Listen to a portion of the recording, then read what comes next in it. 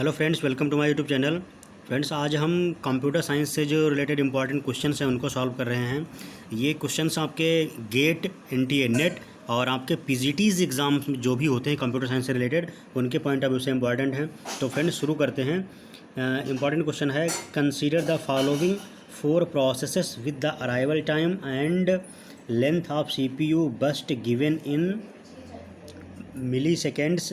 तो फ्रेंड्स, यहाँ पर प्रोसेसेस आपकी दे रखी हैं P1, P2, P3 and P4 और अराइवल टाइम आपका दे रखा है 0, 1, 2, 3, ये आपका मिली सेकेंड्स में है।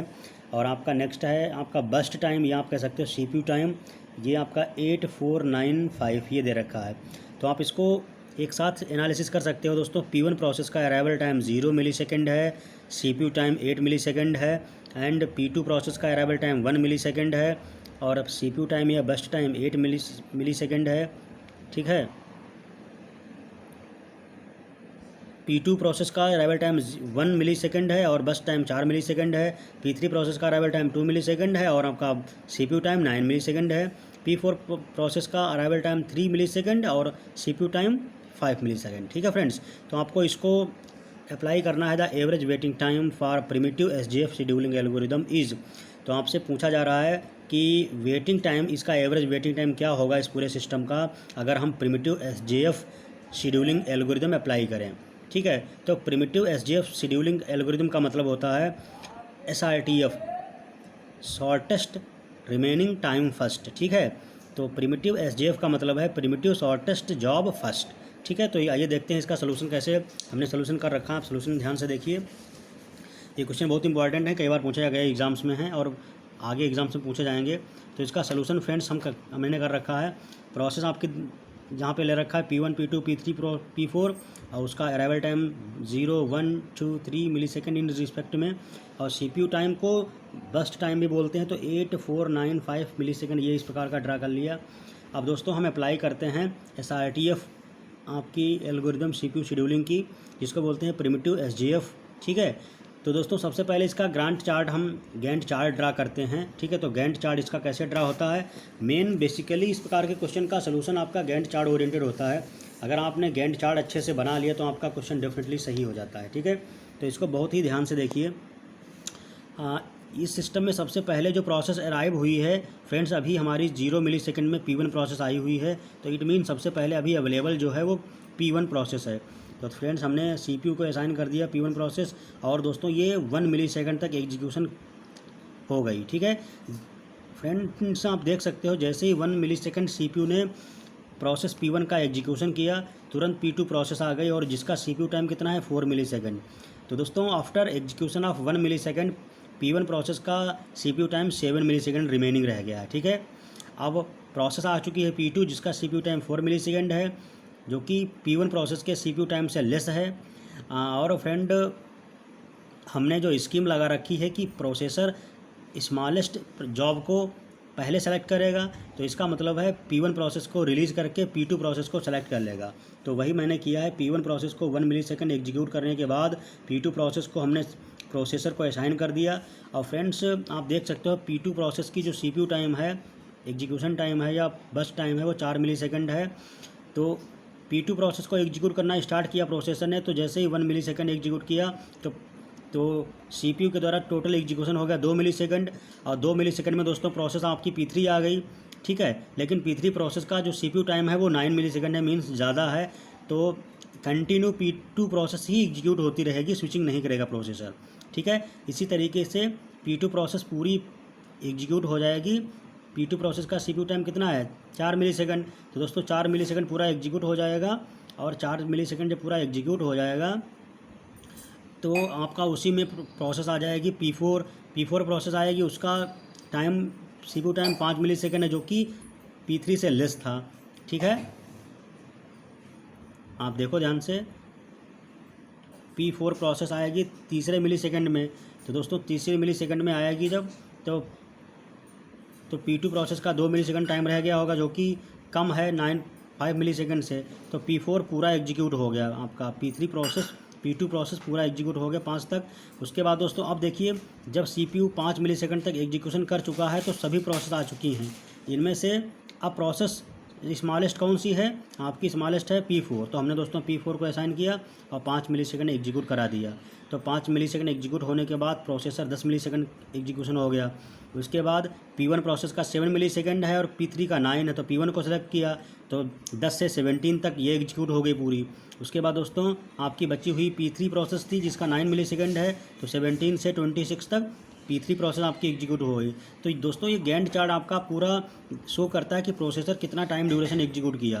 तो टोटल 0 से लेकर 26 तक एग्जीक्यूट किया, यानी 26 मिलीसेकंड। तो फ्रेंड्स आपका जितना भी प्रोसेस का CPU टाइम है उन सब का एडिशन कर दिया जाए तो टोटल आपका 26 ही आना चाहिए। तो 8 + 4 12 + 9 21 + 5 26। तो इसका मतलब हमारा गैंट चार्ट करेक्ट है। अब दोस्तों इंडिविजुअल प्रोसेस का वेटिंग टाइम निकालते हैं ना। Waiting time for P1 process का दोस्तों कितना निकल के आएगा आपका? P1 प्रोसेस देखिए फ्रेंड्स 0 से 1 तक एग्जीक्यूट हुई है, फिर 1 से लेकर 10 तक क्या है वेट किया है। तो दोस्तों 1 से लेकर 10 तक मतलब 9 मिलीसेकंड तक इसने वेट किया है, ठीक है। वेटिंग टाइम ऑफ P2 दोस्तों P2 का वेटिंग टाइम कितना आएगा? यहाँ तक केवल 0 से 1 वेट किया है। उसके बाद P2 पूरा प्रोसेसर को असाइन हो गए, पूरा एग्जीक्यूट हो गई। तो P2 प्रोसेस का वेटिंग टाइम कितना आएगा? 1 माइनस अराइवल टाइम दोस्तों कितना था इसका? अराइवल टाइम 1 था, तो 1 - 1 = 0। तो 0 मिलीसेकंड वेट करना पड़ा P2 प्रोसेस को। अब दोस्तों P3 प्रोसेस को वेट कितना करना पड़ा? P3 प्रोसेस को वेट करना पड़ा 17 - 17 दोस्तों यहाँ पे वेटिंग टाइम इतना दिख रहा है। उसके बाद 17 से 26 तक एग्जीक्यूशन हुआ है, तो 17 से इसका अराइवल टाइम सब्ट्रैक्ट हो जाएगा। अराइवल टाइम P3 का कितना है? 2 मिलीसेकंड। तो 17 - 2 = 15 मिलीसेकंड, ठीक है। उसके बाद दोस्तों आपकी P4 प्रोसेस बची हुई है। तो P4 प्रोसेस का जो वेटिंग टाइम है, तो दोस्तों P4 का आप देख सकते हो गैंट चार्ट से 5 मिलीसेकंड इसने वेट किया है और 5 मिलीसेकंड से अराइवल टाइम और घट जाएगा। तो 5 माइनस इसका अराइवल टाइम P4 का है 3 मिलीसेकंड, तो 5 - 3 = 2 मिलीसेकंड। इसका मतलब P4 प्रोसेस का इंडिविजुअल वेटिंग टाइम है 2 मिलीसेकंड। अब दोस्तों एवरेज वेटिंग टाइम निकालते हैं इन सभी प्रोसेस का। तो फ्रेंड्स एवरेज वेटिंग टाइम होता है इन सभी प्रोसेस के द्वारा individual waiting time plus number of processes से डिवाइड कर दें। तो 9 + 0 + 15 + 2 / 4। तो दोस्तों ये आपका 26 डिवाइडेड 4 आ गया। तो फ्रेंड्स 26 को 4 से डिवाइड करोगे तो आपका आंसर आता है 6.5। इट मीन्स आपका इस पूरे सिस्टम का एवरेज वेटिंग टाइम निकल के आया 6.5 मिलीसेकंड, ठीक है फ्रेंड्स। अब आपसे पूछा जा सकता है प्रोसेस P3 का डिपार्चर टाइम। तो दोस्तों P3 प्रोसेस का डिपार्चर टाइम आपका वो टाइम होता है जब प्रोसेसर उसको एग्जीक्यूट करके कंप्लीट करता है, ठीक। या आप कह सकते हो वो प्रोसेस एग्जीक्यूट होती है कम्प्लीटली जब उसका आउटपुट बन जाता है। तो P3 प्रोसेस का जो आपका डिपार्चर टाइम है वो आपका है 26 मिलीसेकंड, ठीक है। नेक्स्ट आपकी प्रोसेस है P1 प्रोसेस। तो P1 प्रोसेस का जो टर्मिनेटेड टाइम या डिपार्चर टाइम है वो P1 प्रोसेस का आपका देखिए P1 प्रोसेस 0 से 1 एग्जीक्यूट हुई, उसके बाद 10 से लेके 17 तक एग्जीक्यूट हुई है। तो P1 प्रोसेस का डिपार्चर टाइम कितना हुआ? 17 मिलीसेकंड, ठीक है। इसी तरीके से P4 प्रोसेस का डिपार्चर टाइम होगा 10 मिलीसेकंड और P2 प्रोसेस का जो डिपार्चर टाइम होगा वो 5 मिलीसेकंड होगा, ठीक है।